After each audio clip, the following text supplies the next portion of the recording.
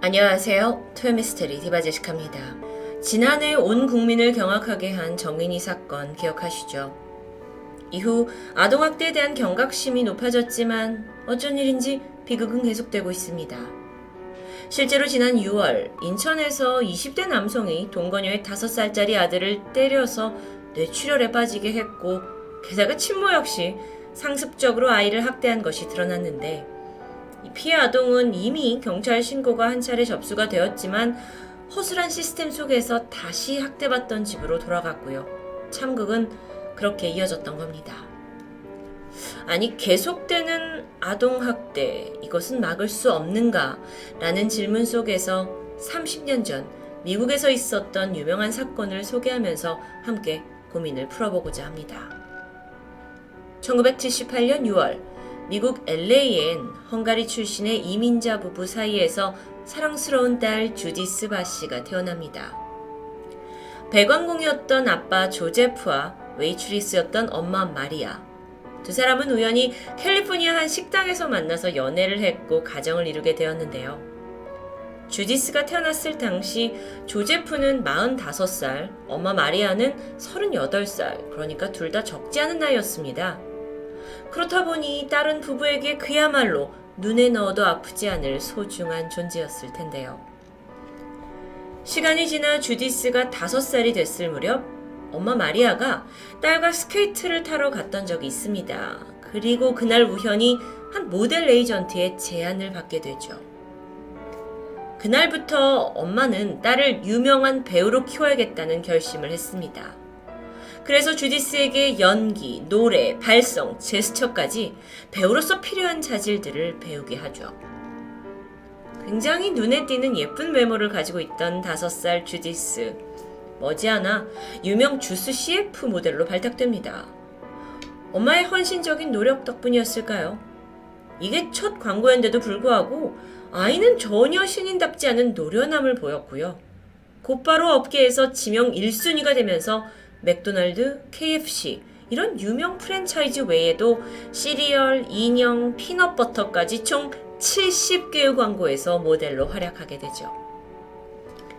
그러던 주디스는 1987년 본격적으로 영화 조스4에 출연하면서 아역 배우의 길을 걷게 됩니다. 이후에 디즈니 러브콜까지 받으면서 애니메이션 더빙 출연까지 그야말로 승승장구였습니다. 관계자에 따르면 주디스는 누가 특별히 가르쳐주지 않아도 그 상황에 맞는 말과 행동을 연기로 보이는 엄청난 영특함을 가졌다고 해요. 마치 선천적으로 배우가 되기 위해 태어난 아이 같다는 극찬이 있었죠. 아이가 7살이 되었을 무렵입니다. 각종 TV 광고의 영화 출연으로 인해서 주디스의 수입은 연간 10만 달러, 하나로 1억 원을 웃돌았습니다. 그 당시가 80년대라는 걸 감안하면 엄청난 돈이었죠. 그렇게 주디스가 인기와 부를 축적하면서 가족들도 덕분에 LA의 부유한 동네 웨스트힐로 이사를 하게 됐고요. 방 4개짜리 럭셔리 단독주택에 살게 됩니다.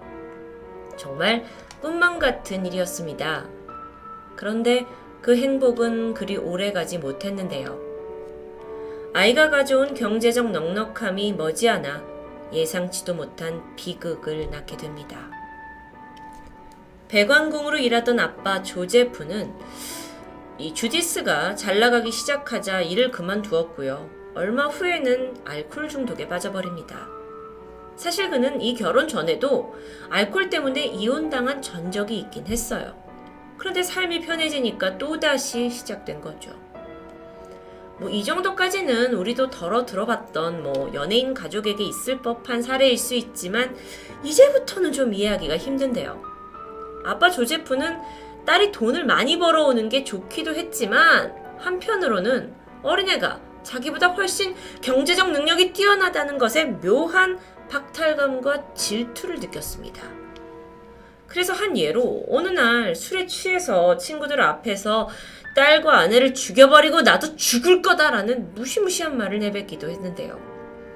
그 사이에 음주운전으로 3번이나 체포가 되었고 열등감과 분노에 사로잡혀서 집에 와서는 아내와 딸에게 폭언과 폭력까지 일삼게 됩니다. 아빠는 딸의 작은 실수에도 버릇없는 애라면서 막 욕을 하고 감정이 폭발했습니다. 그렇게 상황이 점점 심각해지자 보다 못한 마리아가 1986년 12월 가정폭력으로 남편을 신고해요. 하지만 안타깝게도 마땅한 증거가 없다는 이유로 고소는 얼마 후에 취소됩니다. 사실상 언어폭력이 빈번했기 때문에 어떤 폭력을 했는지 그 제대로 된 증거를 모으기가 쉽지 않았던 겁니다. 이후에 남편은 아빠는 반성하는 듯 보였습니다. 술도 끊고 다정한 가장이 되는 듯 했지만 얼마 못 가서 또다시 끔찍한 폭언이 이어졌죠. 그 폭언이 어느 정도였냐면 내가 니네 모녀의 목을 잘라서 죽일 거다. 집에 불을 지를 거다. 라는 정말 상상도 못할 협박이었습니다. 물론 이런 상황들을 주변인들도 인지하고 있긴 했어요. 특히나 주디스는 친구들에게 가서 아빠가 매일 엄마를 때린다. 아빠가 던진 냄비에 맞아서 코피가 났다. 아빠가 머리를 잡고 바닥에 내리쳤는데 이후에 미안하다면서 TV를 사줬다. 라는 등등의 견디기 힘든 상황을 털어놨습니다. 그리고 그건 고스란히 증언으로 남아있죠. 그런데 이런 학대로 인한 스트레스 때문이었을까요? 주디스가 10살이 되었을 무렵 아이의 키가 112cm밖에 되지 않았습니다. 참고로 한국에서 10살 여자아이의 평균 키는 132.8, 미국에서의 평균 키는 138입니다. 그러니까 또래보다 20cm나 작았던 거죠. 아이는 점점 자신보다 나이가 어린 역할을 맡아야 했는데 동시에 이상한 증상까지 보입니다. 습관적으로 자신의 속눈썹을 막 이렇게 뜯어내는, 뽑아내는 행동을 보이고요. 기르던 고양이의 수염을 자꾸 땡기는, 이런 걸 일명 발모벽이라고 하는 강박장애의 일종으로 증상으로 보고 있습니다. 뿐만 아니라 날이 갈수록 촬영장에서 갑자기 울음을 터뜨리거나 이유 없이 히스테리를 부리는 날들도 이어졌죠. 그러면서 한편으로는 이 정신나간 아빠 조제프가 학대를 일삼으면서도 혹시나 가족들에게 내가 버림받는 게 아닌가 두려웠습니다. 특히나 집에 돈을 불러 가져오는 이 딸이 아내와 함께 사라지는 걸 우려했는지 아예 아내가 친척들과 소통하지 못하게 편지를 숨기는 모습도 보이게 되죠. 알코올 중독에 폭력에 열등감, 불안감, 집착까지 그는 점점 정신적으로 피폐해지고 있었습니다. 그러던 1987년 주디스가 영화 촬영을 위해서 엄마와 함께 바하마로 떠날 준비를 하고 있었는데요. 설레는 마음으로 줌을 막 싸고 있던 아이의 방에 아빠가 들이닥치더니 손에 칼을 들고 있습니다. 여행 후에 엄마랑 즉각 집으로 돌아오지 않으면 죽여버리겠다라는 협박을 서슴없이 남겼죠. 목에 칼을 들이댔습니다. 도저히 아빠의 행동이 아니었던 겁니다. 촬영이 끝났고 결국 엄마 마리아는 딸을 데리고 일단 친오빠 집에 피해 있기로 마음먹었습니다. 그런데 주디스는 그 여행 전에 아빠에게 들었던 협박이 너무도 무서워서 엄마를 졸라서 일단 집으로 돌아가자라고 할 수밖에 없었는데요. 사실 이 집안의 이런 심각한 상황은 지인, 친척분들 아니라 동네 사람들조차 아는 일이었다고 합니다. 그런데 정작 마리아는 왜 이혼을 하지 않았는가? 다른 이유가 있었죠. 만약 지금 이혼을 한다면 딸이 벌어들여온 재산과 살고 있는 이 럭셔리 주택을 남편에게 뺏길 게 두려웠던 겁니다. 뿐만 아니라 자신의 이혼으로 인해 혹시 잘나가는 딸의 커리어에 흠이 되지 않을까, 문제가 되지 않을까 하는 염려도 포함되어 있었습니다. 그렇게 위태로운 시간을 보내던 어느 날, 주디스가 오디션 도중에 울음을 터뜨리더니 벼랑간 입을 굳게 다물어버려요. 아예 말을 하는 걸 거부하는 겁니다. 이런 심각한 상황을 인지한 매니저가 일단 이 주디스가 심리상담을 받을 수 있도록 엄마를 설득했고, 상담을 받아본 결과 아이는 심각한 신체적, 물리적, 정신적 학대에 시달리고 있다는 소견이 나오죠. 여기서 끝이 아니었습니다. 이 상담 결과는 즉각 아동복지센터에 보고가 되었고 얼마 후에 담당하고 있는 사회복지사가 주디스 집을 방문합니다. 사회복지사 등장에 당황한 엄마는 남편이 아이를 좀 심하게 다루긴 하지만 그래도 나는 이혼을 준비 중이고 이 딸과 함께 이사갈 아파트도 구했다 라면서 안심시켰죠. 이때 사회복지사는 더 이상 상황을 자세히 파헤치지 않은 채 엄마의 말을 믿고 이 케이스를 종결합니다. 추후에 여기에서 엄청난 허점이 발견되는데 사실 미국에서는 사회복지사 한 명이 담당하는 사례가 원칙상 50건을 초과할 수 없습니다. 50명의 아이들을 돌본다는 얘기죠. 하지만 이 사회복지사는 당시 67건의 케이스를 맡으면서 과업무에 시달리고 있었고요. 그 와중에 주디스 같은 경우는 별 문제가 없다고 판단했던 겁니다. 1988년 7월 10일 더 이상 남편의 횡포를 참을 수 없었던 엄마 마리아는 남편의 감시를 피해서 몰래 새로운 아파트를 구했고 하루하루 조금씩 짐을 옮기면서 이혼을 준비하던 중이었습니다. 하지만 남편 조제프는 늘 아내와 딸이 자신을 떠날 것을 불안해했죠. 그는 눈치를 챘고 결국 새 아파트에 떡하니 등장합니다. 너무도 당황한 마리아가 친구 이사를 내가 지금 도와주는 거다 라고 둘러댔지만 조제프, 어라? 웬일인지 그는 순순히 넘어가는 듯 했습니다. 아니었죠. 그건 눈속임에 불과했습니다. 보름이 지난 7월 25일 조제프는 아내가 잠든 것을 확인한 후에 조용히 딸의 침실로 다가갑니다. 그의 머릿속에는 아내가 결국 딸을 데리고 날 떠날 거야 라는 분노만 가득했고 그는 자고 있던 딸의 머리에 총구를 겨눈 후 곧이어 집안에 총성이 울렸습니다. 이 소리에 놀라서 마리아가 잠에서 깼고 두 사람의 격한 몸싸움이 이어졌습니다. 그리고 머지않아 또 한 발의 총성. 마리아 역시 숨지고 말았죠. 다음날 아침 매니저는 이 더빙을 해야 되는 현장에 주디스 아이가 나타나지 않자 집으로 전화를 걸었습니다. 천연덕스럽게 전화를 받은 사람은 조제프. 주디스와 마리아가 어디론가 떠나버렸다. 나도 이제 곧 이사를 갈 거다 라고 둘러대고는 전화를 끊어버렸는데요. 사건이 발생한 지 이틀 후인 7월 27일 조제프는 불안감에 집안을 서성이다가 결국 두 명의 사체 위에 기름을 뿌리고 불을 붙였습니다. 그들의 꿈의 상징이었던 럭셔리 주택은 빠르게 타들어갔고 머지않아 이 불길을 본 이웃의 신고로 소방관이 출동했는데요. 안에서는 총 3구의 시신이 발견됐습니다. 마리아와 주디스, 그리고 차고에서 발견된 조제프의 시신입니다. 그는 자신의 머리에 총을 쏴서 이미 불길이 번지기 전 자살한 상태였습니다. 모두에게 얼굴이 친숙한 한 아역 배우가 아빠에게 살해를 당했다라는 이 사건은 미국 엔터테인먼트 역사상 가장 끔찍한 사건 중 하나로 꼽힙니다. 무엇보다도 이 사건을 통해서 미국 사회가 저지른 가정폭력에 대한 안일한 대처 그리고 아동학대에 대한 허술한 시스템이 비춰지면서 대중은 분노하게 됐죠. 모두가 입을 모아서 2달 전에 그 사회복지사가 방문했을 때 어떻게 적극적인 조치를 취했더라면 이런 사건은 없지 않았냐? 라면서 격하게 비난했습니다. 다행히 이 사건 이후에 미국은 아동보호법의 상당 부분을 크게 강화했는데요.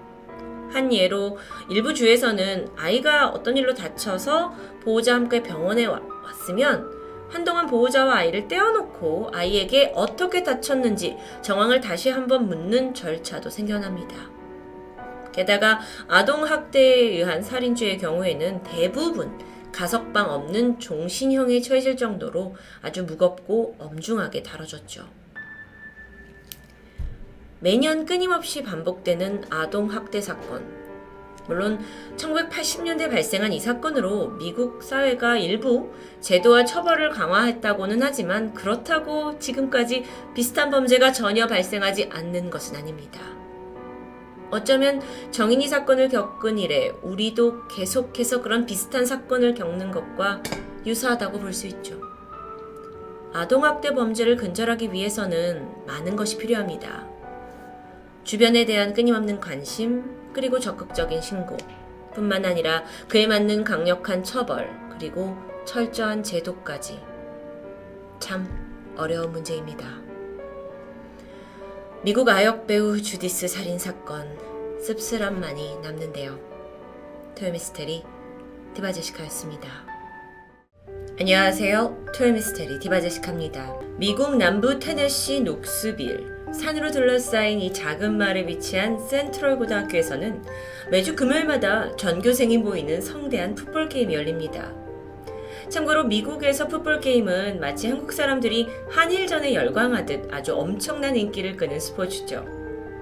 센트럴 고등학교 역시 마찬가지였습니다. 그 중에 풋볼 게임의 꽃이라고 불리는 치어리딩, 이게 시작되면 환호성이 더 커지는데요. 그 가운데 아주 열정적으로 치어리딩을 하는 바로 이 소녀는 엠마 워커. 학교 치어리딩 팀에서 유일한 신입생이었는데 어릴 때부터 체조를 했기 때문에 그 능력을 인정받아서 당당하게 팀에 합류하게 되죠. 보시다시피 눈에 띄는 예쁜 외모와 또 성격도 유쾌해서 항상 주변에 밝은 에너지를 내뿜는 소녀였습니다. 그런 엠마의 꿈은 아동병실 간호사. 실제로 주말마다 지역 병원에서 봉사활동을 했을 만큼 마음도 착한 아이였죠. 그런 엠마에게 어느 날 사랑이 찾아왔습니다. 바로 학교 풋볼팀의 에이스 라일리 골. 엠마보다 2살이 많았던 라일리는 건장한 체격에 풋볼도 잘하고 비디오 게임을 좋아하던 학교에서 인기 많던 소년이었죠. 보면 에이스 선수와 예쁜 신입생 치어리더의 만남입니다. 마치 하이틴 영화의 소재 같은 그런 이야기인데 전교생이 부러워하는 커플로 금방 주목받게 됩니다. 라일리와 엠마는 함께 파티를 즐기기도 하고 캠핑도 가면서 로맨틱한 관계를 쌓아가죠. 그런데 시간이 갈수록 둘의 관계가 어딘가 묘하게 어긋나기 시작합니다. 이게 라일리가 엠마에게 지나치게 집착을 하면서부터인데요.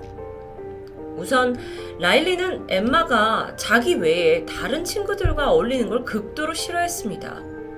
그러면서 엠마의 옷차림까지 지적하기 시작했고, 또 엠마가 알바를 하는 날에는 끝날 때까지 그녀의 일터 주차장에서 기다리고 있기도 했고요. 좀 부담스럽죠. 이게 애정과 친절의 도를 조금씩 넘는 것처럼 보였습니다. 결국 두 사람은 다툼이 잦아졌고, 그럴수록 라일리는 엠마에게 욕설을 하기도 하고, 심지어 너가 날 떠나면 죽여버리겠다 라는 협박까지 튀어나오게 되는데요. 그러던 중 우연히 두 사람의 위태로운 관계를 알게 된 엠마의 부모님이 딸한테 라일리와 헤어지라고 조언합니다. 근데 그마저도 쉬운 일이 아니죠. 라일리가 너가 나랑 헤어지면 나는 견딜 수 없고 목숨을 끊을 거다 라는 협박까지 했던 겁니다. 엠마는 마음이 약한 소녀였기 때문에 차마 불만이 있었지만 라일리를 떨쳐낼 수가 없던 거죠. 그렇게 두 젊은 커플이 만남과 이별을 반복하던 어느 날 엠마의 부모님이 극단적인 방법을 선택하게 돼요. 딸의 휴대전화를 압수해버리죠. 그러면서 시기가 맞물려서 라일리가 먼저 고등학교를 졸업했고 두 사람은 자연스럽게 멀어지는 듯 했는데 아니었습니다. 사실 라일리는 엠마와 계속 연락을 주고받고 있었어요. 라일리가 대학 때문에 다른 곳으로 떠나긴 했지만 그 전에 엠마에게 아이팟 터치를 사주면서 이걸 와이파이를 연결해서 어쨌든 핸드폰이 없어도 문자를 주고받을 수 있었던 거죠. 그러던 2016년 10월 말 엠마는 우연히 대학생이 된 라일리가 다른 여자들과 파티에서 어울린 흔적을 SNS를 통해서 발견합니다. 당연히 여자친구로서 화가 치밀었고 라일리에게 이별을 선언하게 되는데 이성적인 이유였습니다. 하지만 그는 순순히 이별을 받아들이지 못했어요. 그러더니 술과 약을 복용하면서 자살을 시도하게 되죠. 물론 이게 미수에 그치긴 했지만 이 일로 엠마는 아니 이거 내가 어떻게 해야 되지? 하면서 충격을 받게 되는데 한 달 후였던 10월 18일 금요일 이날 센트럴 고등학교에서는 대대적인 풋볼 경기가 열렸습니다. 시합이 끝나고 학생들끼리 애프터 파티도 예정되어 있었죠. 당시 공식적으로 엠마는 라일리와 헤어진 상태. 그렇다 보니까 엠마의 부모님도 경계를 풀고 오랜만에 딸이 파티에 참석하는 걸 허락하게 되는데요. 그렇게 친구의 집에서 한참 즐거운 시간을 보내던 밤 11시 30분. 엠마의 핸드폰에 모르는 번호로 심상치 않은 문자가 도착합니다. 네가 내 말을 듣지 않으면 나는 네가 사랑하는 사람들을 해칠 거야. 문자에는 친구 집에서 파티를 하고 있는데 밖으로 나와라 라고 요구를 하고 있어요. 근데 엠마는 이게 본능적으로 라일리나 또 친구들이 뭔가 나를 붙잡으려고 이렇게 장난을 치는 거다 라고 느꼈고 대수롭지 않게 행동했죠. 그런데 협박 문자는 계속됩니다. 심지어 마지막 문자는 그 집 밖에 나가봐라. 시체가 있을 거다 라는 끔찍한 내용까지 있었습니다.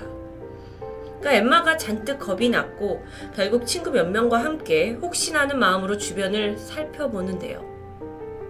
근처 수풀에서 엎드려서 쓰러져 있는 한 남성이 발견됩니다. 놀랍게도 라일리였죠.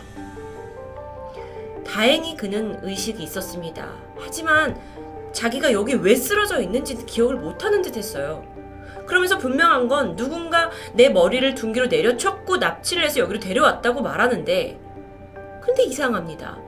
경찰에 신고를 하는 게 당연한데 친구 노아라는 사람한테 전화를 걸어서 잠시 후 데리러 온 노아와 함께 그 자리를 뜨게 되죠. 이날 사실 라일리를 데리러 온 노아조차도 네가 납치당해서 여기 누워있다고? 라는 주장을 쉽게 믿지 못했다고 합니다. 자, 그런데 파티 다음 날인 오전 10시 15분. 집에 혼자 있던 엠마, 외출을 준비하던 중이었습니다. 그런데 갑자기 누군가 거칠게 현관문을 두드리고 있었죠. 엠마는 이미 전날에 굉장히 꺼림직한 일을 겪었던 차라 바로 공포에 휩싸이게 되는데요. 그리고 이때 저로서는 쉽게 이해할 수 없는 선택이지만 어쨌든 엠마는 이 무서움에 견디지 못하고 라일리에게 문자로 도움을 요청하게 되죠. 그리고 그는 곧장 차를 끌고 엠마의 집을 방문합니다. 무서워하고 있는 엠마를 위로하면서 둘은 집 앞에 앉아 이런저런 얘기를 나누고 있었는데요. 그러다 잠시 후 집에 돌아온 엠마의 엄마가 둘을 목격하게 됐고 엄마가 막 화를 내면서 너 돌아가라! 라고 요구합니다. 라일리는 어쩔 수 없이 자리를 뜨게 되고요. 어쩌면 고등학생 소녀였던 엠마에게 최근 며칠 사이에 벌어진 이 모든 일은 좀 혼란스러웠을 수도 있습니다. 남자친구와 이별했고 자살 시도도 했고 남자친구가 갑자기 납치당했다면서 쓰러져 있기도 하고, 그래도 다행히 주말을 가족과 함께 보내면서 안정을 되찾게 됐고요. 일요일 밤 평소처럼 잠자리에 듭니다. 11월 21일 월요일 새벽, 엠마 아버지가 집안에서 들린 이 폭발음에 번쩍 깨어났죠. 바로 침실을 빠져나와서 제일 먼저 향한 곳은 엠마의 방이었습니다. 보니까 아이는 침대에 조용히 잠들어 있어요. 이상하다 싶어서 거실과 주방 곳곳을 살펴봤지만 이상한 점은 없었습니다.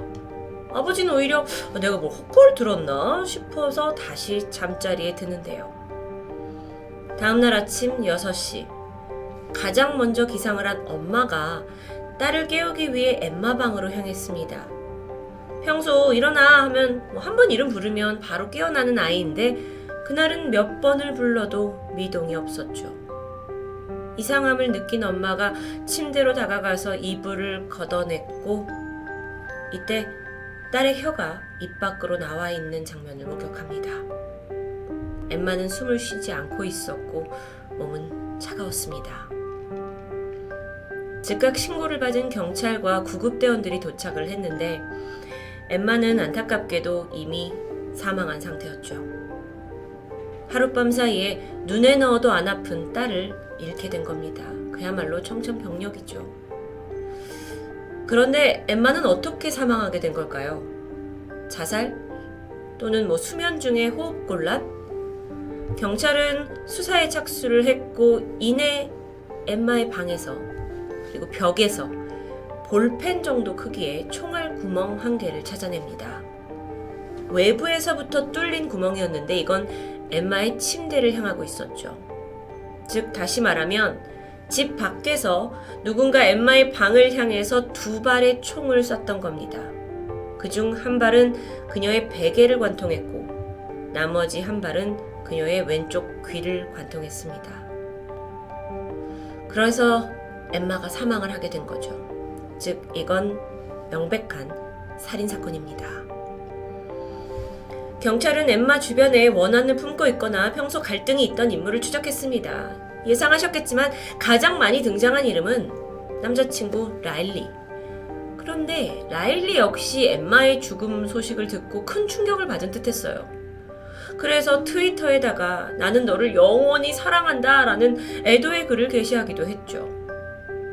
그렇게 조사가 진행되던 중 이번엔 그 라일리의 친구 알렉스에게서 제보가 들어옵니다.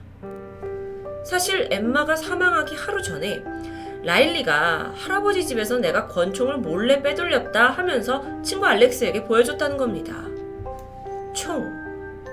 왜 총을 가져왔냐 했더니 지난번에 내가 납치당한 거 있지 않았냐. 그때 이래로 나는 나 자신을 좀 보호해야 될 것 같다 라고 설명을 했다 하지만 사실 친구들은 일단 총이라는 거가 두려웠고 또 그 자살 시도가 있었기 때문에 얘가 또 이상한 생각을 하는 거 아닌가 라고 우려하던 참이었습니다. 하지만 이 엠마 사건에서는 총이 무기였기 때문에 라일리는 즉각적으로 유력한 용의자로 떠오르게 되죠.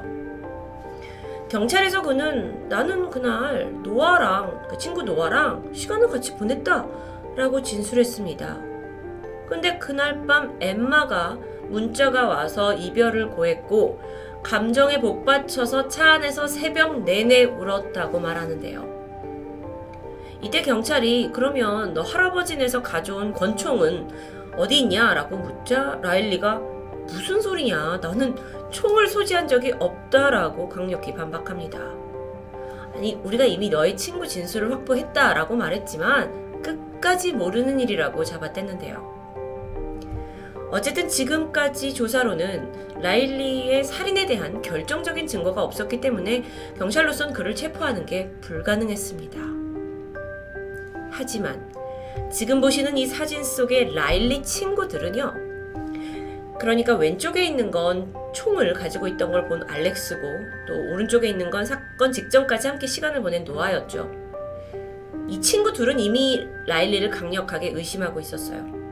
심지어 노아한테는 야, 총에 묻는 이 지문은 어떻게 지우냐? 라는 방법을 물어본 적도 있을 정도죠. 그래서 두 사람은 은밀하게 경찰과 협력합니다. 작전에 따라 라일리 집을 방문해서 평소처럼 비디오 게임을 하기로 약속하게 되는데 이들의 몸에는 초소형 카메라와 마이크를 착용한 상태였죠. 세 사람은 즐겁게 비디오 게임을 즐기는 듯 했습니다. 그렇게 지나가듯 엠마의 이야기가 나왔는데 그때 어떤 대답을 했는지 직접 보시죠. Sorry about him, my dog. I want to be so upset and I can't because I'm more worried about getting arrested and putting away for murder that I didn't commit. And never in my life would I kill someone that I love that much. Love you, bro. It sucks you gotta deal with all this, man. Riley clearly had no clue about the sting. He had faith in his friends. I'm trusting you guys, like, with my life because, I mean, this is 70 years in jail if I get convicted of something I didn't do. Why can't you just give him a gun? Just, 총에 관한 이야기죠. it just needs to be gone. For whatever reason, it just needs to be gone. You guys don't have to come with me if you don't want to. I mean, I got your back, man. If it's in the Tennessee River, they will never find it. 결국 이 대화 끝에 노아와 알렉스는 라일리를 도와서 강에 권총을 버리는 일에 동참합니다. 셋은 함께 차를 타고 라일리의 양아버지 집에 들리게 되는데 거기에서 쓰레기 봉투에 담겨있는 문제의 권총을 챙기게 되죠.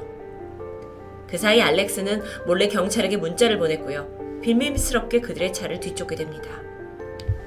잠시 후 테네시 강가와 가까운 곳에 차가 멈췄습니다. 라일리는 미리 준비한 장갑을 꼈고 쓰레기 봉투에서 조심스럽게 총을 꺼내드는데 그 순간 경찰이 랄리를 덮쳤고 현장에서 체포됩니다. 증거인멸의 순간이었죠. 추가로 차 안에서는 범행 당시 입은 것으로 확인되는 옷까지도 발견되면서 증거가 성립됩니다. 엠마가 집에 혼자 있던 그날, 밖에서 문을 두드렸던 그 의문의 누군가를 기억하시죠? 그것 때문에 엠마가 겁을 먹었잖아요. 경찰은 그 사람 역시 라일리일 거라고 추정합니다. 또한 파티 당일에 덤불에서 쓰러진 채 발견된 건 역시 엠마의 관심을 끌기 위한 라일리의 자작극일 확률이 높았죠. 살인죄로 검거된 라일리는 엠마의 방을 향해서 자신이 총을 쐈다라는 것을 인정했습니다. 하지만 절대로 죽일 의도는 없었다고 말해요. 그럼 왜 총을 쐈던 걸까요? 앞서 문을 두드린 것처럼 또는 자기가 납치된 것처럼 꾸민 것처럼 엠마가 겁을 먹게 되는 순간이 되면 자기를 필요로 하기 때문에 그걸 바랬다는 거죠. 그의 살인 의도가 있었느냐 없었느냐를 명백히 밝혀내는 재판이 이어졌고요. 결국 엠마가 사망한 지 2년 만인 2018년 5월 8일 라일리는 1급 살인 그리고 스토킹으로 종신형에 처해집니다. 한 소녀를 향한 남자친구의 집착이 불러낸 엄청난 비극. 이건 결코 사랑이라는 이름을 붙일 수도 붙여서도 안 되는 추악한 욕망에 불과했습니다. 한편 사랑하는 딸을 잃은 엠마의 부모님은 젊은 커플들에게 이런 경고를 남겼는데요. 당신의 남자친구 혹은 여자친구가 당신을 어딘가에 가지 못하게 하거나 무언가를 입지 못하게 하거나 누군가를 만나지 못하게 한다면 그건 더 이상 정상적인 관계가 아닙니다. 토요미스테리 디바제시카였습니다. 안녕하세요. 토요미스테리 디바제시카입니다. 여러분은 워낙 미스테리, 사건, 사고 채널을 자주 접하실 테니까 다크웹에 대해서 익숙하시죠? 모든 다크웹이 그런 건 아니지만 상당수 불법적인 일을 하거나 또는 뭔가 은밀한 거래가 이뤄지는 목적으로 이 사이트가 개설되는 경우가 많습니다. 최근 조사에 따르면 다크웹에서 주로 음란물 같은 그런 불법 자료를 공유하기도 하고요. 또 마약과 무기 구매 그리고 개인정보까지 거래된다고 하는데요. 완전히 범죄의 온상이 되고 있는 거죠. 그런데 여기엔 또 다른 문제가 있습니다. 접속 자체가 까다로운 다크웹이 있는가 반면 간단한 키워드로도 그냥 누구나 쉽게 접근할 수 있는 새로운 다크웹이 존재하기 때문입니다. 그렇다 보니까 평범한 이용자가 자신도 모르는 사이에 이 불법적인 것에 노출되고 심지어 범죄에 가담하는 일이 벌어지고 있는데요. 오늘 사건도 그중 하나로 볼 수 있습니다. 2014년 8월 4일 오전 11시 20분 일본의 도치기현 사노시 센바라는 작고 조용한 동네가 떠들썩해지는 일이 발생합니다.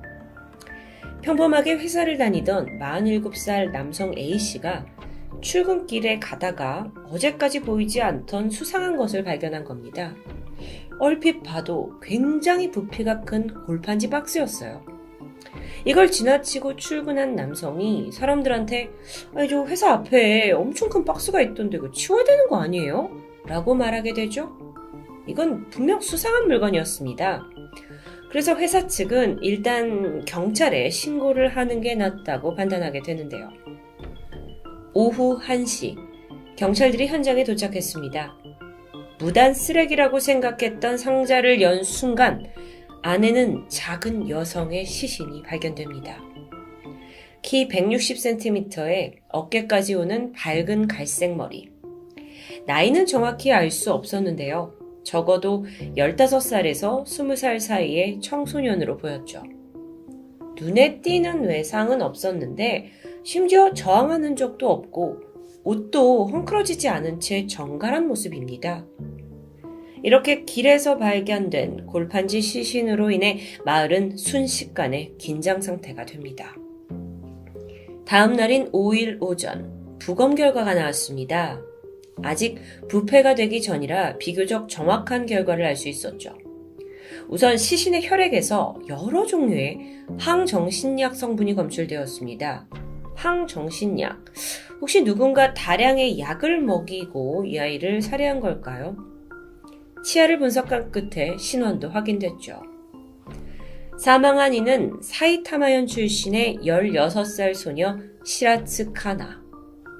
이 사이타마현이라는 곳은요, 시신이 발견된 도치기현과 바로 인접해 있는 곳입니다. 그런데 사망한 시라츠 카나, 이 아이가 무려 2년 전부터 실종 신고가 된 상태였어요. 최초 신고가 됐을 당시에 그녀는 아동 자립지원시설, 그러니까 쉽게 말해서 보육원에서 생활을 하고 있었죠. 그러던 2012년 9월 돌연 카나가 자취를 감추게 되고 시설 관계자가 경찰에 신고 신고를 했습니다. 당시 이 보육원은 생활이나 좀 행실에 문제가 있는 아이들이 많이 머물고 있었는데 그렇다 보니까 당시의 경찰은 단순 가출로 여기게 되죠. 근데 그 기간이 길어집니다. 그러자 결국 이 카나의 친모에게도 연락이 취해졌어요. 다음 해인 2013년 2월 어머니 또한 경찰에 실종 신고를 접수합니다. 그리고 그때로부터 1년 반이 지난 2014년 8월에 돼서야 아이가 싸늘한 시신으로 돌아온 겁니다. 처음 경찰은 이 골판지 박스를 버리고 간 목격자를 찾으려고 했는데 없습니다. 그래서 용의자를 찾을 증거가 없어요. 사건 해결에 꽤 난항을 겪을 거라고 예상했지만 사건이 예상 밖으로 술술 풀려갑니다. 시신이 발견되고 다음 날인 5일 늦은 밤에 신주쿠 경찰서로 한 남성이 들어와요. 그는 이와사키 하루유키였죠. 45세의 무직 남성입니다. 그는 이 지역을 떠들썩하게 했던 골판지 박스 시체 유기 사건을 막 뉴스로 접했다면서 떨리는 목소리로 말했죠. 그게 발견된 이상 제가 더 이상 도망갈 수 없다고 생각했어요. 이게 지금 자수를 한 것 같은데요. 하지만 정작 그는 카나를 직접 죽인 범인은 자신이 아니라고 말합니다. 돈을 준다길래 그저 시체 유기를 도왔다고 해명했죠. 게다가 처음에는 그게 시체라는 것도 몰랐고 자신은 죽은 이와 전혀 관련이 없다고 말하는데요. 아니, 그렇다면 하루유키는 어떻게 이 시체 유기에 가담하게 된 걸까요? 그 통로가 된 게 한 구직 사이트였습니다. 이 하루유키가 무직 생활이 길어지게 되자 가족들이 좀 나가서 일 좀 해라 라고 채근을 하게 되죠. 그래서 결국 그는 인터넷 구직 사이트를 들락거리다가 구미를 자극한 게 있었는데 그게 바로 다크웹의 구직 사이트였습니다.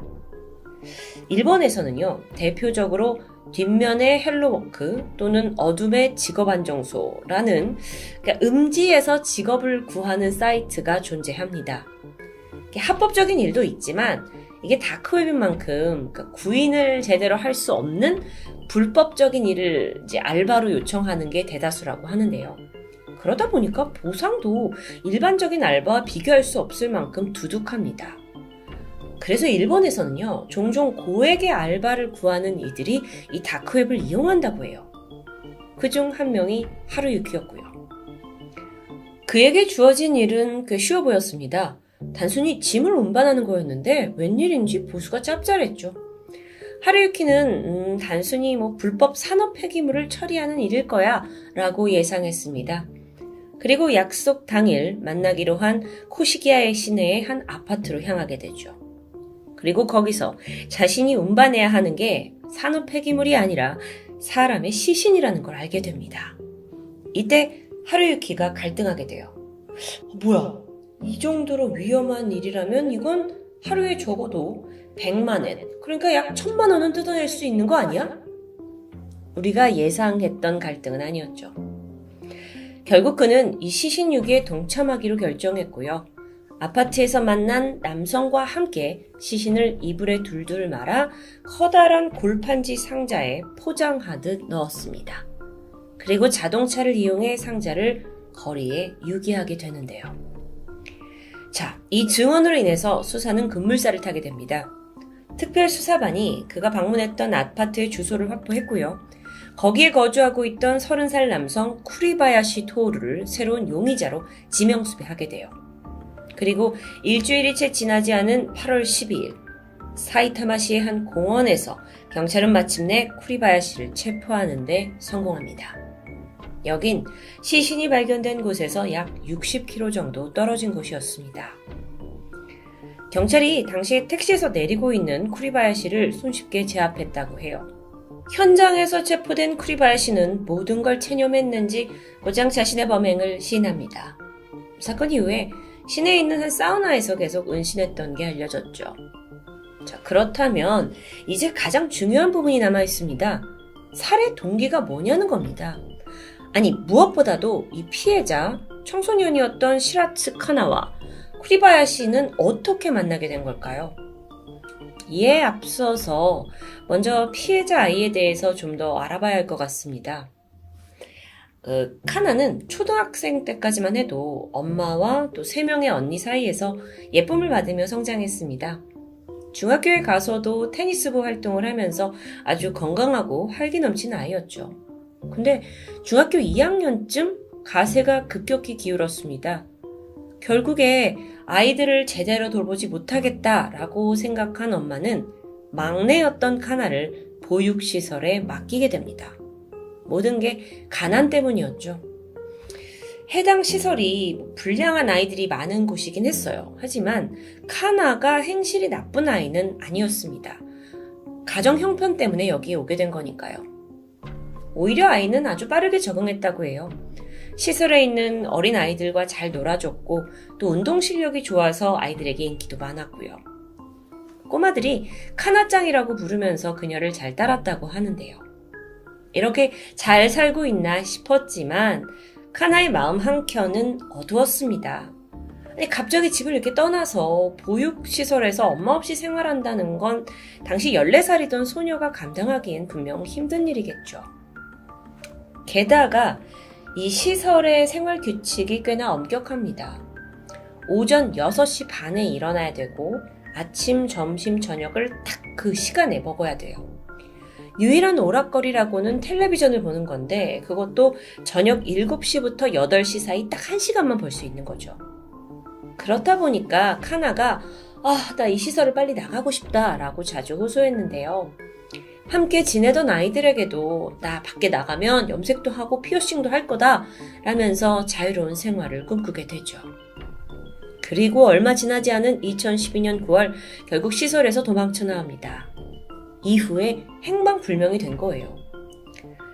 실제로요, 그 사건 현장에서 그 죽은 채 발견된 아이는 머리 전체가 밝은 갈색이었죠. 그리고 앞머리 일부를 빨갛게 탈색한 모습이었습니다.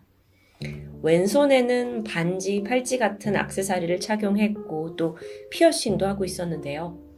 사실 카나가 이 시설 출신인 아이인데다가 또 이렇게 자유분방한 모습으로 발견이 되면서 이 사건 초반에 이 아이는 불량한 아이다 라고 오인받기도 했다고 합니다. 안타깝죠. 어쨌든 시설을 나간 후에 카나는 사이타마현 한 음식점에서 알바를 시작했습니다. 그리고 그곳에서 운명처럼 손님이었던 쿠리바야시를 알게 되죠. 실제로 이 시내에서요, 쿠리바야시가 어린 소녀와 함께 술을 마시는 걸 목격한 사람들이 덜어 있습니다. 카나는 당시에 이제 15살, 16살이 되던 때였는데 미성년자죠. 근데 남자는 개의치 않았습니다. 게다가 둘은 이 사이타마현에 있는 한 아파트에서 동거를 시작하게 돼요. 참. 범인 쿠리바야시 증언에 따르면 이때에 자신은 굉장히 카나를 아꼈는데 아이의 심리 상태가 불안했다고 말해요. 그래서 보호자이자 친구로서 그녀와 함께 살기로 했다는 쿠리바야시. 너무도 주관적인 해석이죠. 나이 차이가 몇 살인데요. 어쨌든 그의 주장에 따르면 카나는 당시 우울증 약을 복용하고 있었습니다. 이 약이 또 신분증이 있어야만 구매할 수 있었는데 쿠리바야시가 대신 아이를 위해 약을 구해다 줘요. 그러던 2014년 8월 카나가 집에 혼자 있고 싶다고 해서 쿠리바야시가 그래라 그러면서 자기는 차에서 하룻밤을 홀로 보냈다고 말합니다. 그리고 다음날 오전 집에 돌아보니까 카나는 이미 숨을 거둔 상태였죠. 약을 과다 복용했는지 스스로 목숨을 끊은 것 같았습니다. 물론 여러분 이건 이제 약을 과다 복용했다는 건 부검 결과도 일치해요. 하지만 정말 그녀가 스스로 약을 섭취한 건지 아니면 어떤 강압이 있었는지 이건 오로지 사망한 카나 그리고 동거인을 자처한 쿠리바야시만 알고 있겠죠. 남성은 당황했습니다. 사망해 있으니까요. 그런데 자기가 미성년자와 동거했다, 우리는 사랑을 했다, 이걸 누가 쉽게 이해할 수 없을 것 같았습니다. 그리고 무엇보다도 자신이 이 아이를 죽였을 거라고 의심받을 게 뻔했기 때문에 신고하는 것 대신에 시신 유기를 선택합니다. 그리고 익명이 보장되는 다크웹 구집 사이트에 글을 올렸죠. 시신을 같이 이제 운반해달라는 건데요. 머지않아 그 일을 자청하고 나선 사람이 하루유키였습니다. 자, 그렇게 일이 순조롭게 풀리는 듯 했어요. 그러다가 하루유키가 자수를 하면서 그의 존재가 세상에 드러나게 되죠. 자, 이제는요. 과연 이 남자가 시신 유기만 했는지 아니면 카나의 죽음에 직접적인 연관이 있는지를 밝혀야 할 텐데요. 쿠리바야시는 최종 법정에서 징역 2년 6개월에 집행유예 5년형을 선고받습니다. 감옥에 안 간다는 얘기예요. 즉 그 말은 그가 끝내 카나를 직접 살해했다는 증거를 찾지 못했고 시신 유기 죄목으로만 처벌을 받은 상황입니다. 그를 도왔던 이와사키 하루유키 역시 징역 2년, 집행유예 4년의 판결을 받았습니다. 겨우 15살 어린 소녀에게 벌어진 비극.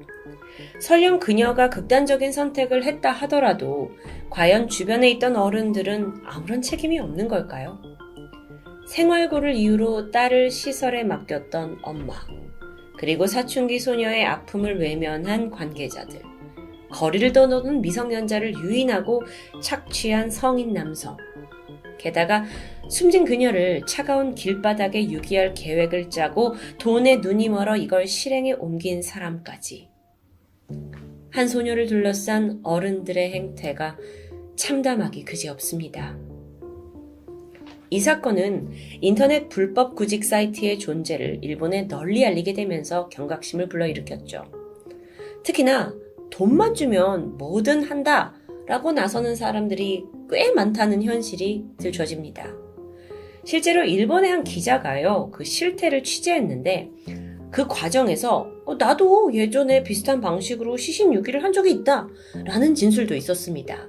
그 이야기를 좀 들어보니까 이 남성 역시 다크웹 구직 사이트를 통해서 일을 찾게 돼요. 작은 상자 하나를 옮겨달라는 내용이었죠. 그래서 그 상자를 이제 건네받았고 절대 안에 내용물을 보지 말라라는 경고를 듣게 됩니다. 그리고 이후 도쿄에서 간사이까지 배송을 시작하게 되는데요. 보지 말라면 더 보고 싶은 법이죠. 참다 못한 그는 신칸센 기차를 타고 가던 중에 살짝 상자 안을 들여다보게 됩니다. 안에는 잘려진 손가락이 들어있었습니다. 자, 이 상황에서 그는 어떻게 해야 할까요? 당장 경찰에 신고해야 한다라는 생각보다는 망설임이 앞섰습니다. 왜냐하면 수십만 엔의 꽤 짭짤한 보수가 걸려있는 일이었기 때문이었죠. 결국 그는 신고를 단념하고 돈만 챙겼습니다. 이게 추악한 인간의 본성일까요? 한편 카나의 사건이 알려진 후에 그녀가 초등학교 졸업문집에 쓴 짤막한 글이 화제가 됐습니다. 20살이 되어 있을 자신에게 한마디 남겨두는 내용이었는데 거기에 카나가 이렇게 적었죠. 20살이 된 카나야, 카페 오픈할 꿈은 이뤘니? 언제나 건강하게 달려가자. 소녀의 꿈은 끝내 영원히 이룰 수 없게 됩니다. 지금까지 토요미스테리 디바제시카였습니다. 안녕하세요. 토요미스테리 디바제시카입니다. 지난 2016년 11월 21일 아르헨티나 중부에 위치한 로사리오시의 빅터 발레라 소아병원에서 한 가지 이상한 소문이 좀 떠돌면서 심심찮은 분위기가 감지되고 있었습니다. 소문의 근원지는 소아병동이었는데요. 이 소문이 퍼진 이후로 직원들이 출입조차 두려워하고 있었던 소아병동. 사건은 병원 내의 CCTV에 찍힌 한 영상에서 시작합니다. 오렌지색 풍선 하나가 이 소아병동 복도에 떠있는 평범한 영상인 듯 했죠. 그런데 자세히 보시면 풍선은 바닥에서부터 몇 인치 위로 떨어진 상태입니다. 일반적으로 공기가 들어간 풍선은 바닥에 가라앉죠. 그리고 헬륨이 들어간 풍선은 천장 위로 뜨게 됩니다. 그런 게 일반적인데 이 풍선은 그렇지 않은 거예요. 근데 이상한 건 이뿐만이 아니었어요. 떠있는 이 풍선이 바람이 없는 복도에서 저절로 움직이면서 마치 병원의 이곳저곳을 구경하듯 돌아다닌다는 겁니다. 사실 이 풍선이 목격된 초기에는 그 누구도 이걸 이상하게 생각하진 않았습니다. 소아병동이다 보니까 아이들이 가지고 노는 장난감들이 늘 여기저기서 발견됐기 때문이에요. 그렇게 직원들이 풍선에 큰 관심 없이 지내던 어느 날 야간 근무를 하다가 CCTV를 지켜보던 한 직원이 문득 이 풍선이 어딘가 섬뜩하다라는 걸 감지하게 되죠. 아무도 없는 복도에 덩그러니 놓여진 오렌지색 풍선, 그 움직임이 좀 이상합니다. 보통의 둥실거림과는 달리 일정 높이를 유지하면서 복도를 유유히 지나가는 거예요. 그러니까 떠있다기보다는 그냥 이렇게 쓱 움직인다는 느낌? 그렇게 CCTV를 보다가 직원이 조금 더 놀라운 걸 발견합니다. 풍선 옆에 있는 복도의 그 창문이 다 닫혀 있어요. 사람들이 막 움직이는 것도 아니었기 때문에 공기의 흐름이 잔잔했을 텐데요. 어떻게 풍선은 복도에서 돌아다니기까지 하는 걸까요? 이후 직원들 사이에 풍선에 대한 소문들이 생겨나죠. 증언에 따르면 유독 이 풍선이 사람들의 뒤를 따라다니면서 아이들이 입원해 있는 병실 안까지 들어간다는 겁니다. 결국 막 애들이 두려움에 떨게 되고 풍선에 대한 소문이 널리 퍼지게 되는데요. 그런데 사실 이 CCTV 영상보다 더 많은 사람들에게 관심을 받았던 영상이 따로 있습니다. 그건 바로 직원들이 핸드폰으로 직접 촬영한 바로 이 영상입니다. 1분도 안 되는 영상인데 보는 순간 공포감에 휩싸이실 수 있습니다. 보시죠. 직원들이 무언가를 가리키죠. 풍선입니다. 근데 약간 움직이는 듯 하네요. 조금 넘어가서 볼까요? 정말 중간에 이렇게 둥둥 떠 있는데 또한 살짝 움직이는 듯해요.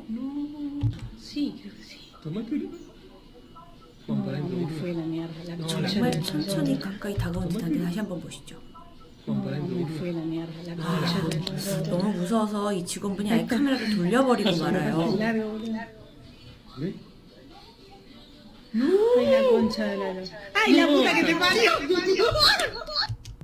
영상 속에 두 사람이 어떤 대화를 하고 있는가 하고 봤더니 남성 직원이 야, 우리 쪽으로 오고 있나 봐. 근데 여성 직원이 그러니까 침대에 있던 여자애가 다리에 무언가 닿았다고 말했어. 야, 우리 쪽으로 오고 있어. 그 소리치는 장면이었어요. 자, 이 영상이 SNS에 업로드됩니다. 그리고 반나절도 안 돼서 이건 아르헨티나를 비롯한 전 세계에 퍼졌고 이내 큰 이슈로 떠올랐는데요. 이후 각계의 전문가들이 이 현상을 분석하기 시작했습니다. 사실 있을 수도 있는 현상이잖아요. 과학적으로 바라봤을 때 풍선 안에 기체가 분명 일반 공기나 헬륨은 아닐 거라고 말합니다. 기체로 풍선을 뜨게 할 수는 있어요. 하지만 저렇게 자연스럽게 움직이기는 참 힘들다라는 의견도 있었죠. 반면 이걸 초자연적인 현상으로 바라보는 사람들은 풍선에 영혼이 깃든 것이라고 말하는데요.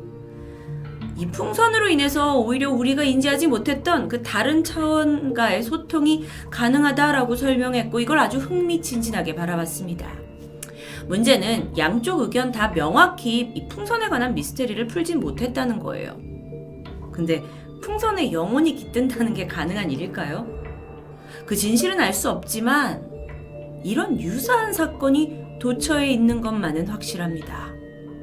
영국의 웨일즈의 아름다운 도시 킹스밀의 마을에서는 작은 펍을 운영하고 있는 42살의 여성이 있었습니다. 그녀의 이름은 게일 로버츠. 어느 날 그녀가 지인의 생일을 맞아 가게에서 파티를 열게 돼요. 그리고 안을 다 여러 개의 풍선으로 막 데코를 했고요. 준비한 음식이 차려졌고 사람들이 하나둘 모이더니 한층 이제 즐거운 분위기가 시작됐죠. 그렇게 분위기가 한참 무르익던 그때 참석자 중 한 여성이 아! 하고 놀라며 소리칩니다. 테이블 밑으로 누군가 자신의 다리를 이렇게 움켜쥐는 듯한 느낌을 받았기 때문이었어요. 바로 밑에를 봤죠? 아무도 없었습니다. 혹시 뭐 아이들이 이렇게 들어가가지고 장난을 칠 수도 있잖아요. 근데 오늘의 파티는 모두 어른만 모여있는 자리입니다. 정말 찜찜한 경험이었지만 어쨌든 뭐 금방 잊고 모두 집에 돌아갔고요. 결국 주인 게일만 가게에 남게 되죠. 그녀도 얼른 집에 가기 위해서 풍선을 떼내고 접시를 치우면서 열심히 정리를 하는데 문득 저 멀리 파란 풍선 하나가 눈에 띄었습니다. 실제 사진인데요. 그냥 지나칠 수도 있었던 아주 평범한 상황인데 그녀가 쉽사리 눈을 떼지 못한 이유가 있어요. 풍선에 분명 헬륨을 가득 띄워서 위에다 띄워놨습니다. 그런데도 불구하고 이게 바닥에 굉장히 낮게 떠있기 때문이었어요. 되게 중간에 어영부영 떠있죠. 어둠 속 의자 옆으로 살짝 나온 풍선이 마치 게일을 쳐다보고 있는 듯한 느낌도 있었습니다. 그러니까 게일이 공포감이 느꼈고 그냥 막 정리를 빨리 시작했는데요. 그런데 이때 제자리에 떠있던 파란 풍선이 바닥을 유유히 지나치면서 정말 마치 무슨 갈 길을 아는 것처럼 움직이기 시작합니다. 아무도 없는 공간에서 혼자 움직이고 있어요. 게일이 너무 섬뜩해가지고 몸을 이 가구 뒤로 웅크렸을 정도라고 해요. 이곳의 창문은 모두 닫혀 있었습니다. 히터도 꺼져 있어요. 내부에 바람이라고는 전혀 없습니다. 게일은 주머니에서 핸드폰을 꺼내 이 모습을 촬영했고 영상이 남아있는데요. 함께 보시죠. We know it's coming. We know. We've said it. It's coming. It's coming. 풍선이 움직이고 있어요. No, wait. 잠깐만. Might not. It might go past us. 이쪽으로 쭉 If it 움직여요. swerves, if it swerves to us, we know. What the Gale? What the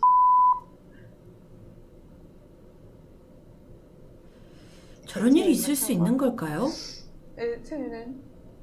She's gone into the chair. It's just 의자에 부딪혔는데요. Wait.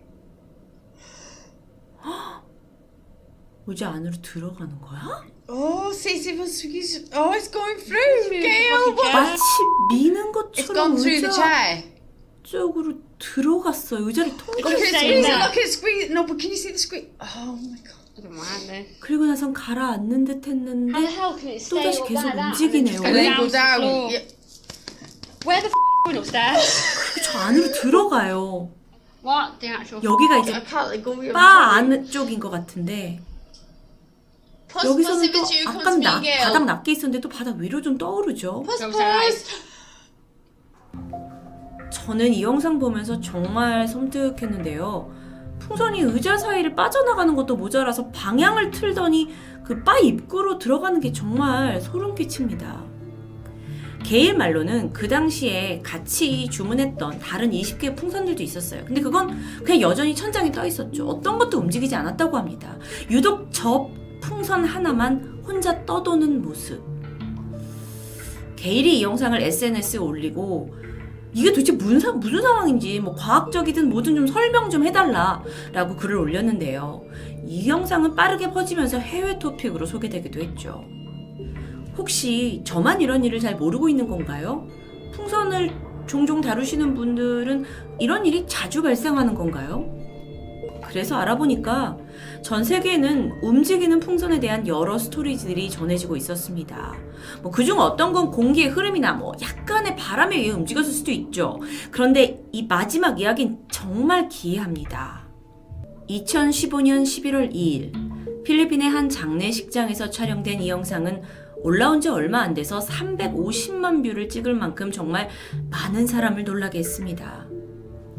꽃과 흰 풍선으로 장식된 관 위로 죽은 아이 사진이 걸려 있는데 아이의 이름은 트레브입니다. 7살이라는 어린 나이에 세상을 떠났고요. 이날은 장례식 날이었죠. 엄마 조이는 이 아직 어리기만 한 막내 아들의 죽음을 쉽게 받아들일 수가 없었고 깊은 슬픔에 빠져 있었습니다. 같은 공간에서요. 그녀는 넉넉히 벽에 걸려있는 아이의 사진에서 눈을 떼지 못했는데 그러다 힘들었는지 고개를 푹 숙이게 되죠. 그런데 이때 아이의 관 쪽에 있던 하얀 풍선 하나가 혼자 움직이기 시작했어요. 그러더니 사람들 쪽으로 서서히 다가와요. 그리고 이내 엄마 조이가 앉아있던 곳에 도달합니다. 그럴 수도 있어요. 근데 너무도 신기하게 풍선이 그녀 곁을 맴도는 듯해요. 조이가 손을 뻗어서 풍선을 끌어당겼죠. 그리고 막 흐느끼기 시작합니다. 이 상황이 마치 풍선이 슬퍼하고 있는 엄마 조이를 달래주는 것처럼 느껴지기도 하는데요. 영상을 한번 같이 확인해 볼게요. 풍선이 움직이죠.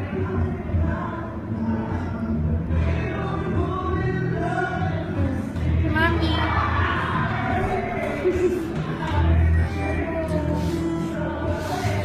이분이 엄마예요.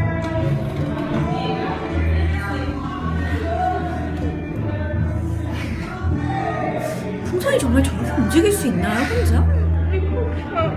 근데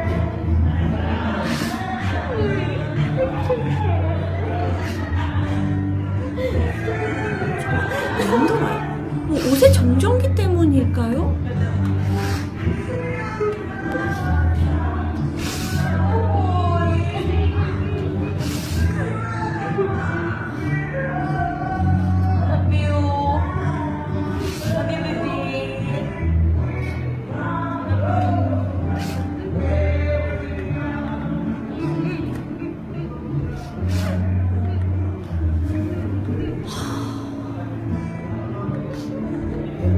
한참이나 엄마 쪽에 머물죠.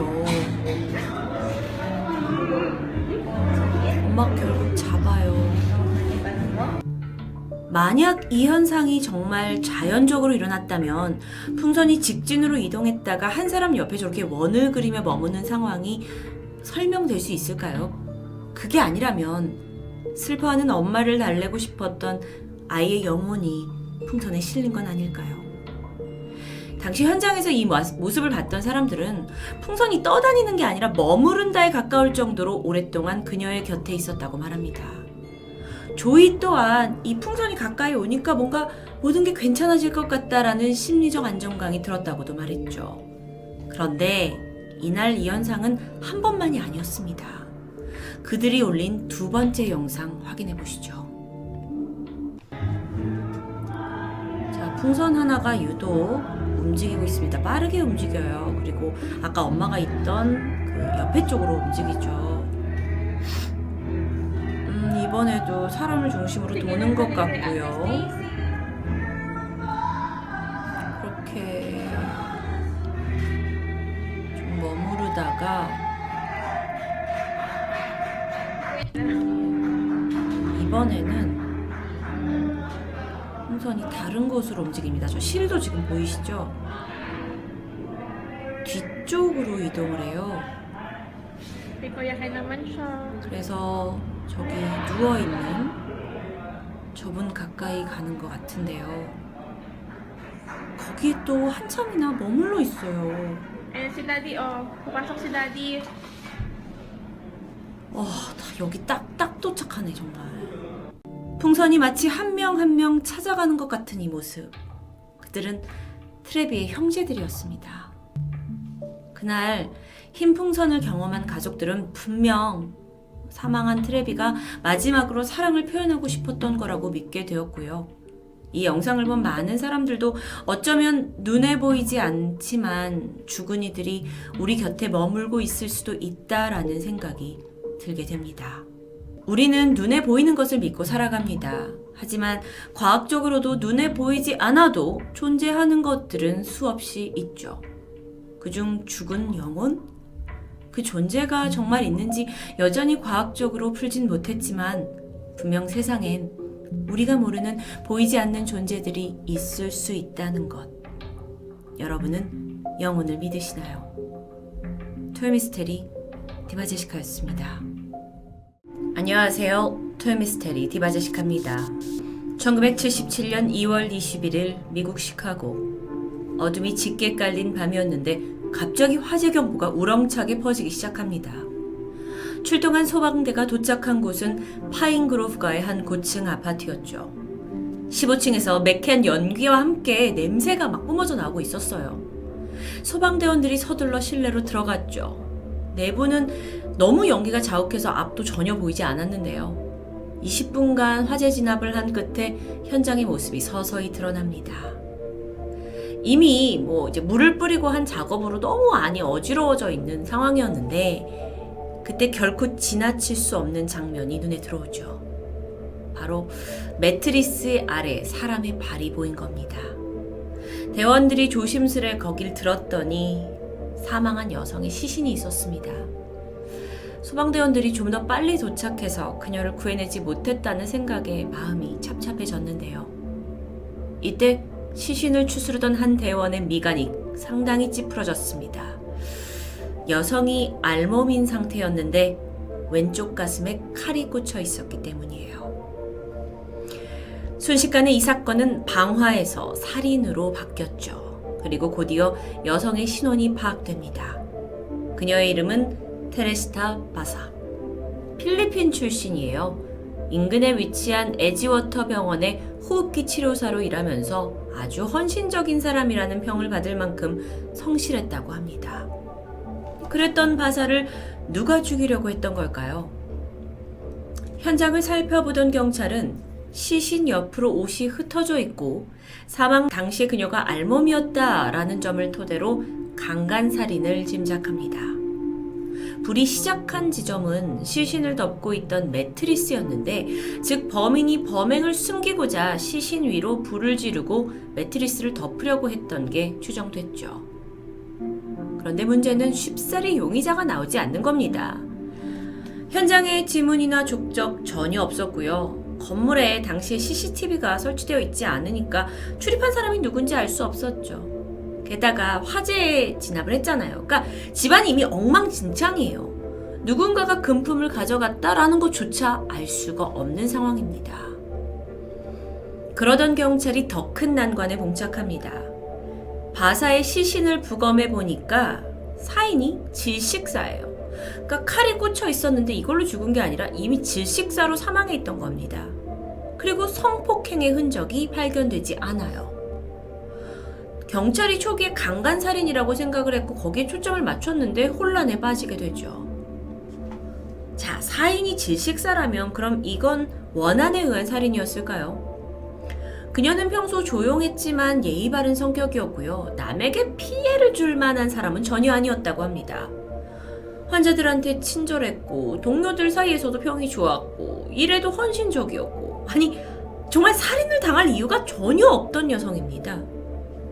경찰은 몇 달 동안 주변 인물들을 중심으로 탐문을 했지만 끝끝내 단서도 갈피도 잡지 못한 채 사건은 미제로 남는 듯 했습니다. 그런데 이때 담당 수사관 스타클라 형사에게 한 통의 전화가 걸려옵니다. 에번스터 경찰서의 다른 경관이었어요. 근데 그가 다짜고짜 당신 호세 추아 박사와 전화를 해보세요. 연락을 해보세요 하는 거예요. 그러면서 호세 추아 박사가 당신이 쫓는 범행의 모든 전말을 알고 있다라고 말합니다. 처음엔 좀 황당했어요. 다른 서의 경찰이 전화를 와가지고 나한테 무슨 박사한테 전화를 하라느니 하니까요. 근데 그 당시 수사가 워낙 아무런 진전이 없고 형사들마저 왜 이걸 해결 못하냐 하면서 질타를 받고 있었기 때문에 그냥 속는 셈 치고 호세 추아 박사에게 전화를 하게 되죠. 그리고 아주 믿기 힘든 이야기를 듣게 됩니다. 박사가 조심스럽고 무겁게 입을 뗐어요. 저에겐 아내가 있습니다. 이름은 레미 추아지요. 얼마 전 그녀에게 죽은 테레시타 바사의 영혼이 들어왔었습니다. 그리고 나는 그때 이 사건의 모든 전말을 전해 들었고요. 난 범인이 누군지 알고 있습니다. 이게 무슨 말일까요? 시간은 바사의 살인사건이 일어나기 2주 후인 3월로 돌아갑니다. 그녀와 같은 병원에서 근무하고 있던 필리핀 여성 레미 추아. 레미는 바사와 같은 이제 필리핀 출신의 여성이었지만 바사와 그렇게 친한 사이는 아니었습니다. 얼굴은 알지만 워낙 다른 시간대에 근무를 했기 때문에 마주칠 일도 거의 없었죠. 바사가 끔찍하게 죽었다는 소식을 듣고 레미가 놀래고 안타깝긴 했지만 사실 조용히 명복을 빌어주는 것 외에 그녀가 어떤 행동을 취하진 않았죠. 그러던 어느 날입니다. 야간 근무를 하던 중에 너무도 피곤을 해서 잠깐 잠이 들었는데 레미가 순간 머리맡에서 인기척을 느끼고 잠에서 깨어나요. 놀랍게도 눈앞에 사망한 그 테레시타 바사가 서 있는 겁니다. 깨가지고 황급히 밖으로 나가버렸죠. 그리고 숨을 돌리고 나서 내가 미쳤나, 내가 헛걸 봤나 싶었지만 너무도 생생했던 그 모습에 자기 자신도 헷갈리게 됩니다. 다음 날이 됐어요. 또 야간 근무예요. 일에 한참 몰두하고 있었는데 등 뒤에서 느껴지는 섬뜩함이 있어요. 딱 뒤를 봤죠? 그랬더니 평소에 병원에서 근무하던 청소부 앨런이 서 있습니다. 귀신이 아닌 거죠. 하지만 온몸에 힘이 빠져버렸고 결국 그날은 조퇴를 할 수밖에 없었습니다. 그런데 그날 밤부터 레미에겐 이상한 일이 일어나기 시작하죠. 늦은 밤이었어요. 남편과 함께 곤히 자고 있던 레미는 방 안에서 여성의 실루엣 같은 하얀 물체가 지나가는 걸 보게 됩니다. 헛것을 봤나 하고 눈을 비비고 다시 뜨는 순간 그 존재의 얼굴이 뚜렷하게 보이기 시작했는데 그건 바로 테레시타 바사였죠. 너무도 무서웠는데 더 기억에 남는 건 그 바사가 너무도 슬픈 표정으로 아무 말 없이 레미를 그저 물끄러미 바라보고 있다는 겁니다. 레미는 정신을 잃었어요. 그리고 이후 며칠간 계속해서 바사의 환영을 보게 됩니다. 아무 말도 하지 않고 그냥 애처로운 표정으로 바라만 봐요. 그러던 어느 날부터 바사가 자신의 몸속으로 들어오는 듯한 느낌을 받았죠. 그렇게 정신을 잃습니다. 그리고 깨어나면 아무런 기억이 나지 않아요. 그런데 그러는 사이에 남편은 매일 밤 옆에 자고 있던 아내가 막 이상한 말을 중얼거리는 걸 이제 보게 됩니다. 그리고 되게 낯선 느낌이 들었죠. 왜냐면 이 말을 중얼거리되 이게 그냥 잠꼬대가 아니라 이 말소리가 너무도 아내의 평소 목소리와 달랐기 때문입니다. 그렇게 시간이 지나면서 호세가 오늘 밤에도 막 중얼거리고 있어요. 물었습니다. 당신 누구예요? 그러자 아내가 다른 목소리로 답하길 나는 테레시타 바사야. 난 너무 억울해. 전혀 예상치 못한 대답이었고 너무도 놀라서 잠깐 말을 잃었지만 정신 차리고 다시 물어봤습니다. 내 아내 몸에서 뭐 하는 겁니까? 원하는 게 뭐예요? 이때 말합니다. 도와주세요. 나를 죽인 사람은 병원 청소부로 일하는 앨런이에요. 이후에 아내가 바로 가슴 통증을 느끼면서 잠에서 깨어났어요. 남편은 넋이 나가서 멍해졌죠. 이게 무슨 말도 안 되는 상황이야. 근데 어쩐지 이걸 그냥 넘어가서는 안 될 것 같은 느낌이 들었습니다. 그리고 그날부터 자고 있는 아내 레미를 통해 바사의 영혼과 대화를 계속적으로 시도하죠. 다음날 호세가 물었습니다. 앨런이 당신을 죽였습니까? 네, 앨런이 나를 칼로 찌르고 도망갔어요. 호세는 내가 어떻게 당신을 도울 수 있냐고 물었고 이에 바사 영혼은 경찰에 신고해 주기를 바랬는데요. 생각해보세요. 이 상황을 경찰이 믿을 수 있을까요? 그래서 호세가 생각을 했는데 아무리 그래도 이게 내가 아내와 잠꼬대를 들었는데 이게 걔가 죽였다 이렇게 말할 수 없잖아요. 그래서 다음 날이 됐을 때 다시 호세가 그 영혼에게 말합니다. 정확한 증거가 있어야 한다고. 이때 바사 영혼이 그날의 상황을 정확히 설명하죠. 앨런이 우리 집 TV를 고쳐주겠다고 찾아왔어요. 이후에 칼로 나를 찔렀고 집안에 있는 보석들을 훔쳐서 달아났어요. 호세는 보석을 훔쳐갔다는 증거가 있냐고 물었는데요. 이때 바사가 자신의 사촌 론 소메라와 켄 바사가 그 보석을 본 적이 있다며 사촌의 전화번호를 알려줍니다. 이렇듯 영혼과의 대화에서 수집된 많은 정보들, 이걸 호세가 자세하게 다 기록으로 남겼고요. 이후 담당 수사관 스타클라 형사와 만나서 모든 메모들을 전해주게 되죠. 처음 형사는 굉장히 회의적인 반응을 보였습니다. 그러니까 죽은 영혼하고 얘기하셨다고요? 그렇게 사건 전말을 악용하게 되셨다고요? 전혀 과학적이지 않은 이야기였기 때문에 오히려 형사는 이 호세, 남편 호세가 사건에 연관된 게 아닌가 의심하기도 했죠. 근데요, 이 사건이 워낙 해결책이 없고 용의자에 대한 실마리도 없다 보니까 믿져야 본전이다 라는 생각으로 그는 병원 청소부 앨런 슈 오리를 찾아가 보기로 합니다. 자신의 집에 있던 앨런 형사는 바사가 죽던 그날 그녀의 집을 간 적이 있냐라고 물었습니다. 앨런은 무슨 소리냐면서 나는 걔네 집이 어딘지도 모른다. 병원에서 본 적도 있고 죽었다는 얘기 들었지만 무슨 소리냐 라고 소리쳤죠.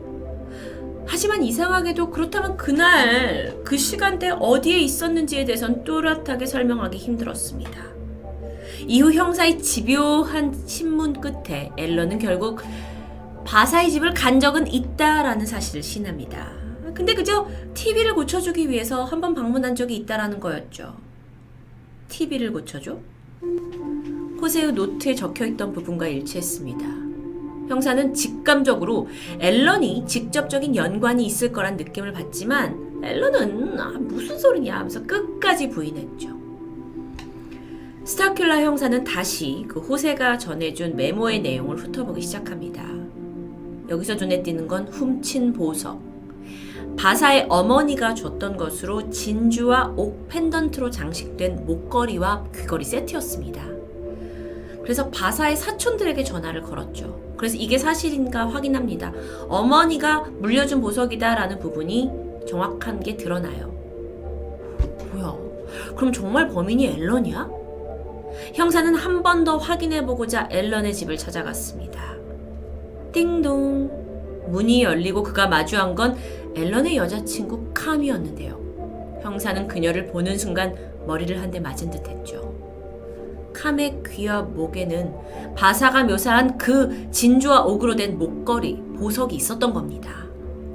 형사는 조심스럽게 이걸 어디서 샀냐고 물었죠. 그러자 캄이 말합니다. 이거 앨런이 크리스마스 선물로 줬어요. 이후 형사는 앨런의 자백을 받아냈습니다.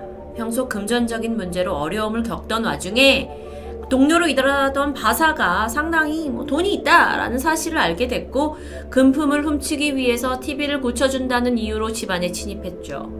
살인을 저질렀고 수사에 혼선을 주기 위해 강간살인처럼 보이려고 현장을 조작했던 것도 자백합니다. 이후 앨런의 재판은 1979년 1월 21일에 실제로 열렸는데요. 이때 법원에 있던 판사와 또 배심원 시민들까지 아니 이 기이한 사건에 도대체 어떻게 판정을 내려야 할지 고민하게 됩니다. 사건 해결의 주체가 죽은 자, 즉 유령의 증언이에요. 이게 쉽게 받아들여지지 않는 겁니다. 이 전례 없는 사건에 앨런, 그러니까 이 범인 앨런의 변호사 측에서는 말이 되냐, 유령의 증언 가지고 지금 법정에서 이게 효력이 되냐라면서 주장을 했고 그러다 보니까 이게 재판도 무효로 갈 가능성이 커 보였습니다. 하지만 유가족들도 포기하지 않았죠. 그러면서 재판이 길어지는데요. 결론적으로 앨런 슈오리는 살인과 방화죄가 인정되었고 14년형을 받게 됩니다. 이건 미국 역사상 유령의 증언을 받아들인 사상 첫 유죄 판정이었습니다. 범인 앨런은 1983년 7월 수감된 지 5년이 채 안 돼서 가석방을 받았고 이후에는 행적이 묘연합니다. 레미 또한 더 이상 바사의 환영이 보이지 않는다고 말했고요. 이 사건은 무덤에서 온 목소리라는 제목으로 정말 미국의 많은 언론 매체에서 다루어졌고요. 죽은 사람의 증언이 공식적으로 인정된 테레티사 바사 사건으로 유명합니다. 결국 재판의 결과는 있지만 미국 역사 내에 영원한 미스테리로 남겨졌죠. 사건을 담당했던 모든 것을 눈으로 체험했던 스타큘라 형사 또한 판결 이후에 어쩌면 정말 내가 모르는 또 하나의 세상이 있을 수 있고 영혼이 존재한다라는 것에 이제는 확신을 갖게 됐다고 합니다. 그렇다면 죽은 바사의 영혼은 이제 어디 있을까요? 그녀는 편히 눈을 감았을까요? 아니면 이제는 행적이 묘연한 앨런을 지금까지도 따라다니고 있는 건 아닐까요? 토요미스테리 디바제시카였습니다. 안녕하세요. 토요미스테리 디바제시카입니다. 지금 보시는 이 사진은 영국의 유명 락밴드 비틀즈가 1967년에 발매한 음반 커버입니다. 그리고 이것은 마이클 잭슨이 1997년에 발매한 데인저러스 표지이죠. 이 두 개의 커버에는 공통점이 있습니다. 바로 똑같은 얼굴이 담겨져 있다는 것인데요. 이 의문의 인물은 비틀즈와 마이클 잭슨에게 엄청난 영감을 준 것으로 알려져 있고, 밖에도 동시대의 많은 음반과 책, 영화까지, 그러니까 총체적인 현대문화에 지대한 영향을 끼친 인물로 평가됩니다. 그의 이름은 알레이스터 크로울리. 직업을 말하라고 하신다면 20세기 악명을 떨친 사탄 숭배자인 동시에 흑마법의 대가라고 정의 내릴 수 있겠는데요. 사실 오컬트 세계에서는 그를 모르면 간첩이라고 할 만큼 명성이 대단합니다. 잠깐 여기서 흑마법이 뭔지 설명해 드리자면, 어떤 악의적이고 이기적인 목적을 위해서 초자연적인 힘을 이용하는 행위를 말하는데, 쉽게 말해서 누군가를 향한 저주가 흑마법이라고 할 수 있겠죠. 과연 이 남자는 어떻게 해서 전 세계에서 가장 유명한 흑마법사이자 동시에 아티스트들에게 영감까지 준 인물이 된 걸까요? 1875년 10월 12일 영국에서 태어난 알레이스터 크로울리는 11살 때 아버지를 잃고 홀어머니 밑에서 성장합니다. 그의 유년 시절은 비범하기는커녕 오히려 평범에 가까웠습니다. 게다가 어머니는 아주 엄격한 기독교 신자였고, 그 덕에 크로울리는 기독교 종파가 운영하는 한 기숙학교에서 생활을 하게 됐죠. 그런데 이 학교가 문제가 있었습니다. 도무지 이해갈 수 없는 방식으로 운영됐는데, 학생의 죄를 발견한 교사에게 승진이나 인센티브의 기회가 주어지는 아주 끔찍한 시스템이었던 겁니다. 그렇다 보니 몇몇 교사들은 자신이 좀 그런 이득을 취하기 위해서 일부러 학생이 죄를 짓게 유인하기도 했어요. 또 학생들끼리 이제 친구의 잘못을 고자질한다 하는 건 사탄에게서 그리스도의 왕국을 지켜내는 훌륭한 일이라면서 적극적으로 장려하는 분위기였습니다. 그렇게 크로울리가 12살이던 어느 날, 한 친구가 크로울리가 맥주 마셨어요 하면서 허위 고발을 하게 됐고, 그 벌로 크로울리는 며칠간 골방에 감금됩니다. 그 당시 물과 빵을 제외한 어떤 음식도 주어지지 않았다고 하는데요. 뿐만 아니라 억지로 강제 자백을 강요받습니다. 학교에서 말이죠. 그는 이때 극심한 스트레스와 영양실조로 인해서 신장의 질병을 얻게 되는데, 결국 병 때문에 자퇴를 할 수밖에 없었죠. 그런데 집에 돌아와서 보니까 아들을 향한 어머니의 행동이 아주 충격적입니다. 뭔가 아들을 실패자라고 생각했던 것 같아요. 그래서 크로울리라는 이름 대신 666, 사탄을 칭하는 숫자로 아들을 부르기 시작합니다. 사실 이건 종교적인 억압인데요. 너한테 뭔가 사탄이 씌었다라고 어머니가 암시적으로 얘기하는 거죠. 학교에 적응하지 못한 그것을 벌로 내리는 겁니다. 아니, 이런 예상치 못한 상황 속에서 크로울리는 서운함을 넘어 점점 증오심을 싹틔우게 되죠. 지나친 어떤 금욕 생활을 강요하는 엄마, 게다가 비뚤어진 교육관을 가진 학교, 이 유년기에 남들이 쉽게 경험하지 못했던 것을 경험하게 된 크로울리는 마침내 기독교에 대한 회의감마저 들었고요. 어느 순간부터는 기독교 정신에 반대되는 사탄에 관심을 갖고 급격히 빠져들기 시작합니다. 20살이 되어서 대학에 입학한 그는 자신의 이름을 알레이스터로 바꾸기도 하죠. 알레이스터란 그리스어로 복수의 신을 말합니다. 알레이스터는 오래된 서점들을 찾아다니면서 마녀, 흑마법, 루시퍼 같은 악마를 소재로 한 고서적을 닥치는 대로 읽기 시작했습니다. 점점 빠져들수록 그는 더욱더 체계적으로 내가 흑마법을 익혀야겠다라는 욕망에 휩싸였고요. 급기야 1889년 오컬트 비밀 결사단체 황금여명회에 가입하기에 이릅니다. 여긴 황금새벽회라고도 불리는데, 쉽게 말해서 회원들에게 점성술, 연금술, 그리고 타로를 가르치는 일종의 마법 학교라고 볼 수 있습니다. 이게 지금까지도 이 우리의 단체가 여기에서 파생된 거다라고 후계자라고 말하는 단체들이 있을 정도로 서양의 오컬트 역사에서는 지대한 영향을 미친 곳이죠. 한 예로 그러니까 여기에서 속해 있었던 대표적인 회원을 들자면 소설 드라큘라의 저자 브람 스토커, 그 밖에도 뭐 노벨 문학상 작가, 유명 여배우까지 상당히 많은 저명 인사가 속해 있다고 합니다.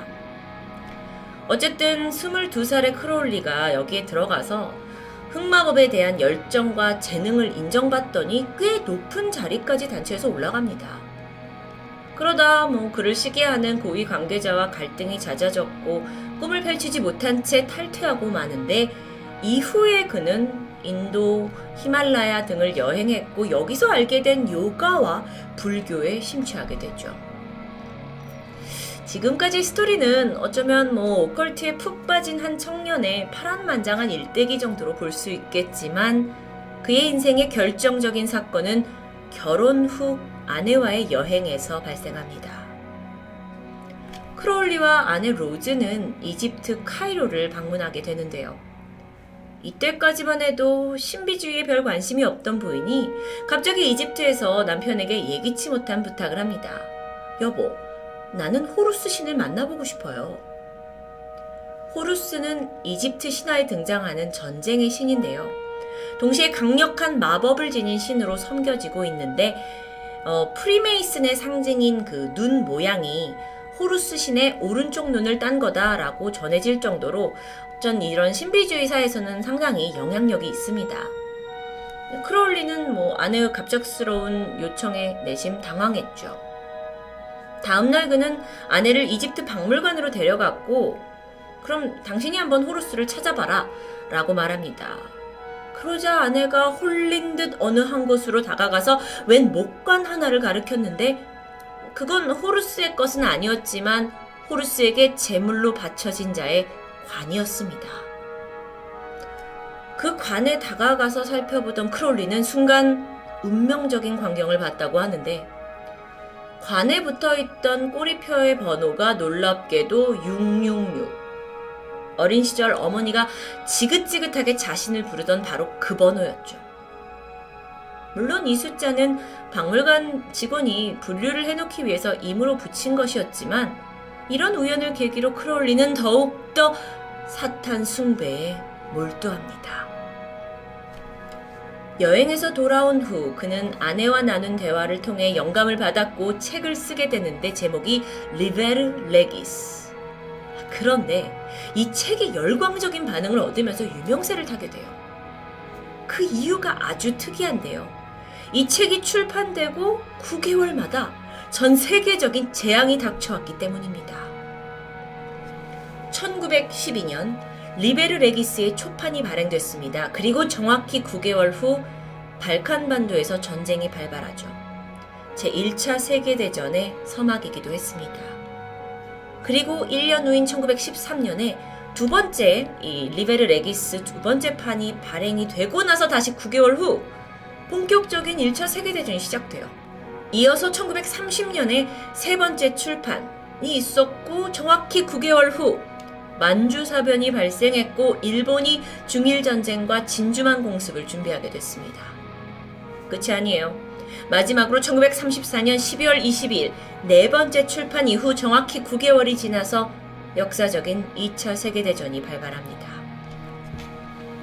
이게 우연의 일치인지 아니면 크로울리가 걸어놓은 흑마법이 통한 건지 몰라도 이 기막힌 타이밍이 알려지면서 그의 책은 지옥의 성서다, 악마의 책이다 라고 불렸고요. 많은 사람들에게 두려움의 대상이 되었죠. 그런데 출판 이래 9개월이라는 어떤 숫자가 뭔가 의미가 있는 걸까요? 여기에 대해 크로울리가 설명을 하길 9개월은 태아가 자궁 밖으로 나오기 전까지 뱃속에 몸을 웅크리고 있는 시간이다. 마침내 때가 되면 행성은 피로 씻겨져서 새롭게 시작한다는 의미가 있다라고 대답합니다. 평생 동안 흑마법을 익혀온 그가 정말 자신의 책에 어떤 인류에 대한 저주라도 담은 건지 궁금해지는데요. 그렇다면 도대체 이 책은 어떤 내용일까요? 그는 자신이 이집트 전쟁의 신 호루스에게 운명적인 계시를 받았다고 주장합니다. 그 계시의 내용을 요약해보면 2000년마다 인간을 다스리는 신들이 바뀌는데 지난 4000년간은 각각 목의 사회, 북의 중심의 시대였습니다. 하지만 앞으로의 2000년은 왕좌에 앉은 어린아이의 시대라는 것이었죠. 이건 곧 세계 곳곳에 독재자가 등장하는 것을 의미한다고 해석합니다.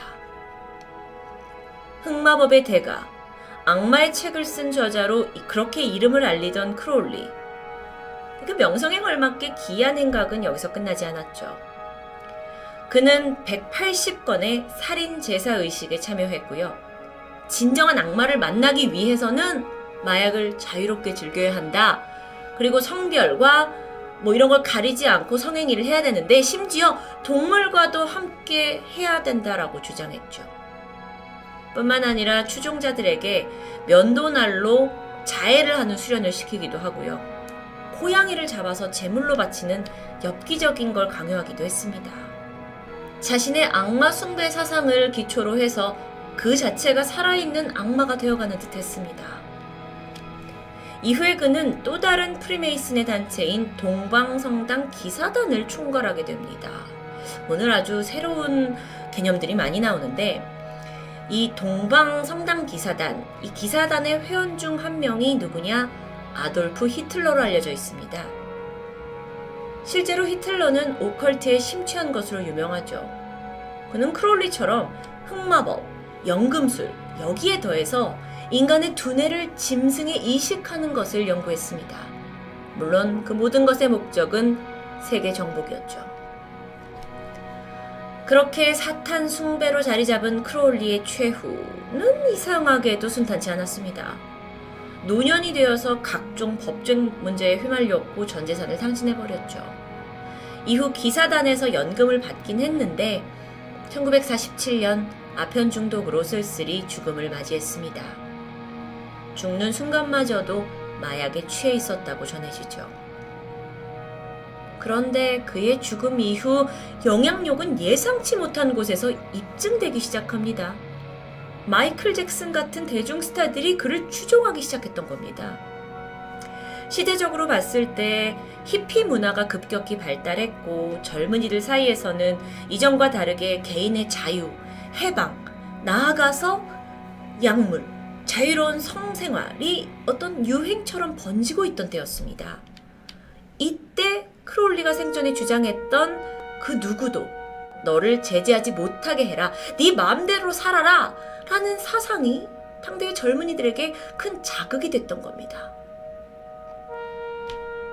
이 다음 이야기는 상당히 음모론적인 스토리인데요. 생전에 크롤리는 음악을 통해서 자신의 사상이 퍼져나가길 간절히 바랬다고 하는데 실제로 그 꿈이 이루어진 건지는 알 수 없지만 분명 대중음악에 상당한 영향을 끼쳤다고 볼 수 있겠죠. 비틀즈의 존 레논은 인터뷰를 통해서 우리 음악에 대한 많은 사상은 크롤리가 말한 당신이 원하는 것을 해라 라는 것에서 출발한다고 말하기도 했습니다. 유명 기타리스트 지미 페이지는 생전에 크롤리가 살던 집을 의미가 있다 하면서 자신이 직접 사들일 정도로 열광적인 팬이었다고 하죠. 지독한 사탄 숭배자이자 인류 최후의 흑마법사로 알려진 크롤리. 20세기 젊은이들에게 어떤 규율과 도덕적인 관념을 갖지 말고 그저 쾌락만을 쫓으며 살아라 라는 걸 전파한 그는 결국 또 다른 의미에서 희대의 악마로 남게 된 건 아닐까요? 토요미스테리 디바제시카였습니다.